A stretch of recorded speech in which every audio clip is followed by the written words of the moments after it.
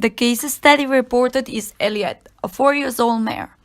Eliet is quite a special case, as when she was 2 years old, a viral disease made her lose the vision on the left eye. The bad prognosis of the dysfunction was to not be degenerative. Due to her abilities in breed, Eliet had been selected to have a good potential for sure jumping, and she is now ready to start the breaking process. Horses with normal vision can see up to 350 degrees in the horizontal plane, with only a few blind spots corresponding to the superior eye perpendicular to the forehead and behind the head. The normal vision, two eyes overlap anterior and below the nose for 65 to 80 degrees, which corresponds to the binocular vision. Normally, predator animals have greater binocular vision than horses. The vision categorizes the topics and selects the important information in order to transmit to the brain. The selected topics are differentiated for their luminance, brightness, motion, texture, and depth. Three-dimensional view results when the two eyes view the world from slightly different vantage points, and the images from the overlapping visual field are fused into one. The ability to perceive depth varies between species, and this have been not studied in horses yet. Horses with one eye have been proven success in different disciplines. Monocular view involves the majority of the horse's field of view. Monocular view uses clues in order to perceive depth, similar than artists uses in their pictures. This includes the relative brightness, as brighter objects tend to be closer and larger in size. The gradation of the intensity of the shadow progressively decreases with the distance, and the objects overlap. The linear perspective of the road that becomes narrower with the distance. In addition, the distance causes the deterioration of the colors and definition of the objects due to the dust, aerial vapor, and capacity of the eye. Horses also use the relative velocity, as the object seems faster as they get closer. Perception of depth improves if either the horse or the object is moving and the other one is stationary, but this becomes aversive stimuli as the speed of the object increases. The vertical field of view is quite small compared to other species, which explain the behavior of some horses eating grass rotating the hair upwards in attempt to use the binocular vision to see the depth of the grass, or the foals decreasing the fear reaction when the human lowers his body. In relation to this, Hall et al. 2003 presented a learning challenge for the horses, where it was rewarded with food when the horse was able to discriminate a black and white card.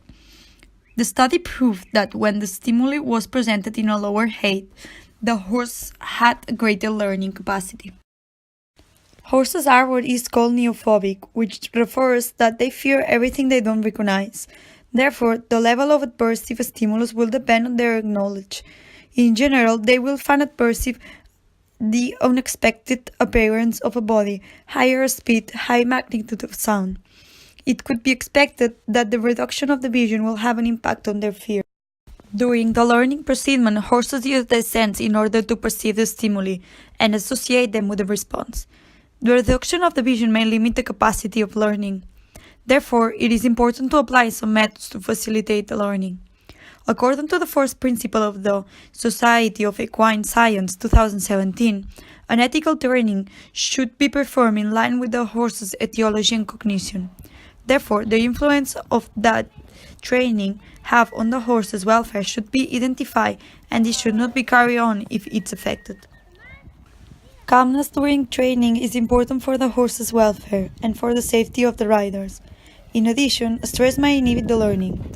The level of arousal that an animal can perform depends on the grade of the difficulty of the tasks. The short-term effects of stress can be evaluated with the heart rate, the blood and saliva cortisol levels. The most in-hand measurement on the field are the behavior parameters. On a natural environment, the horse escapes for whatever they fear. Domestication may prevent the natural response of the horses, and it may develop conflict behaviors and stereotypes. Emotional state of stress can be identified with the facial expression, posture of the head and ear, and the increase of defecation.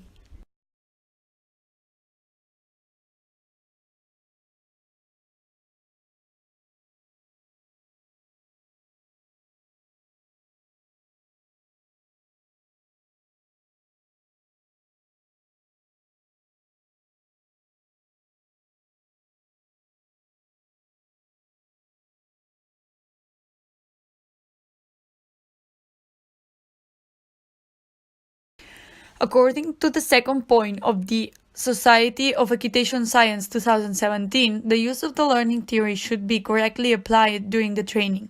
Etiology training uses the knowledge of scientific studies regarding the equine behavior in order to implement the learning process. Etiology training promotes to the negative and positive association a particular behavior in order to increase the frequency or probability of occurrence. The two main objectives during the first stages of training are the desensitization to the new environment, equipment and rider, and also the learning of the fundamental locomotor capabilities. The aim of the training program will be to place each of the stimulus of the rider's aids to the correct response of the horse. Both objectives are simultaneously trained through the association and the non-association learning. The etiology challenges include the changes on the horse's nature that are necessary for the horse's training. These include the social challenge, such as the horse-man relationship, leaving the social group, but also the environment challenge, leaving home. This habituation consists of the decrease on the reaction or the frequency towards one stimuli. This allows the horse to focus on the selective important stimuli. The habituation includes the dynamic environment as well as the equipment. Similar than blind people, we can use the sound and the tactile pressure in order to give eliet more information about the environment. In general, fear will be followed by alertness, and finally, investigative behavior. For this reason, it is necessary to allow the horse to observe the new stimuli presented.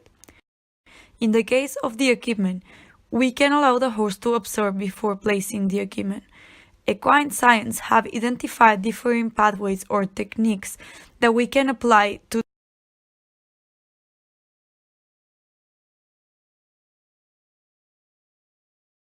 systematic desensitization refers to the gradual addition of the stimuli.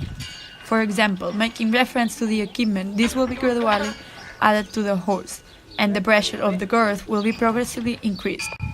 Counter-conditioning is a combination of the last methodology with the reward, which is normally food. We can give food as a reward, or we can allow the horse to graze in order to acquire a positive association. Overshadowing refers to the combination of two stimuli, where the less adversive will acquire habituation.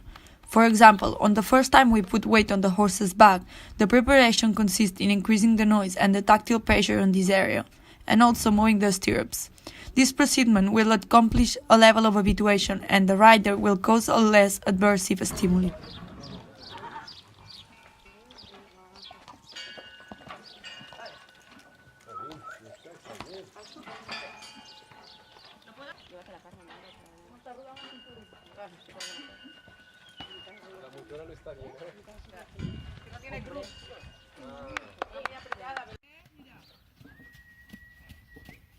Response prevention or floating consists in restrain the animal to the new situation until it calms down.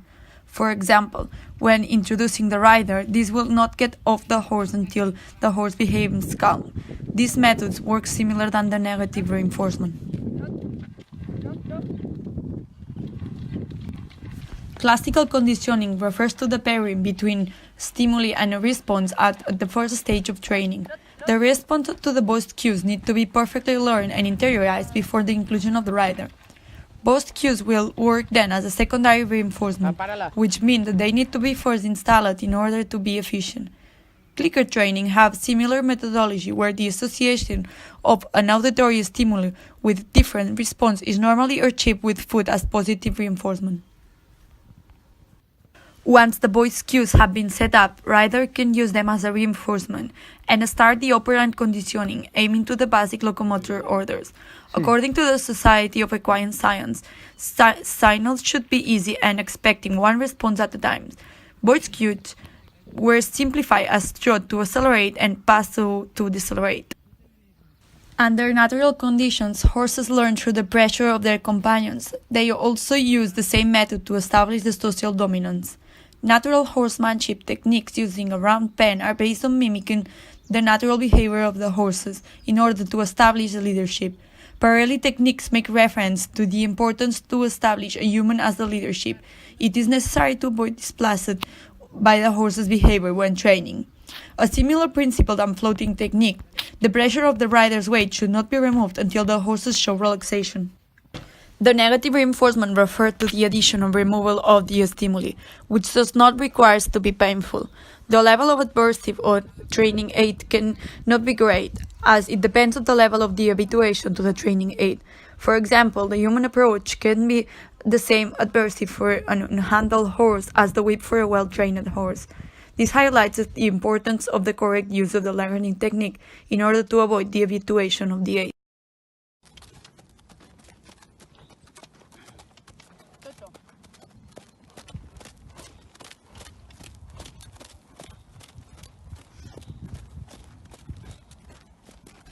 Etiology training uses the animal biological needs as positive and negative reinforcement.